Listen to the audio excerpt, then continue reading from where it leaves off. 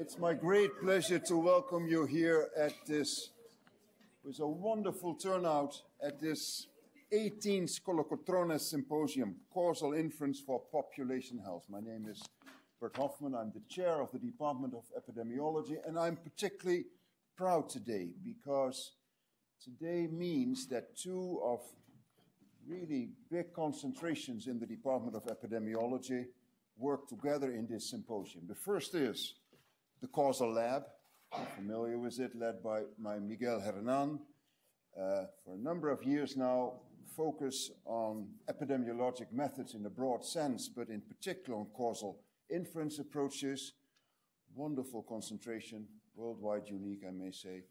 And then the second group, and that is the group that officially is launching its lab today, namely the Population Mental Health Lab, led by Dr. Karsten Konen. I come back to Karsten in a minute. It's a particular pleasure to talk about this from the perspective of the Department of Epidemiology, because about 40 years ago, perhaps even a bit longer, the end of the 60s, my celebrated predecessor, Professor Brian McMahon, who was himself a major cancer epidemiologist, took also up interest in psychiatric epidemiology, one of the few at that time.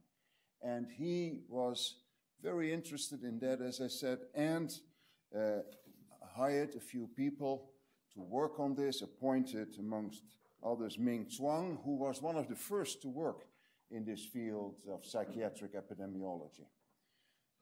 And then 10 years ago, a really important thing happened to us, namely the appointment of Dr. Konen, Karsten Konen, came back to us, and Karsten, you have been an enormous impetus for psychiatric epidemiology, population mental health, and now then this lab. You will explain what the lab is going to do. I understand you also will talk about what you're going to do today. And before I give you the floor, I want to congratulate you and thank you very, very much for all your effort. And I applaud you.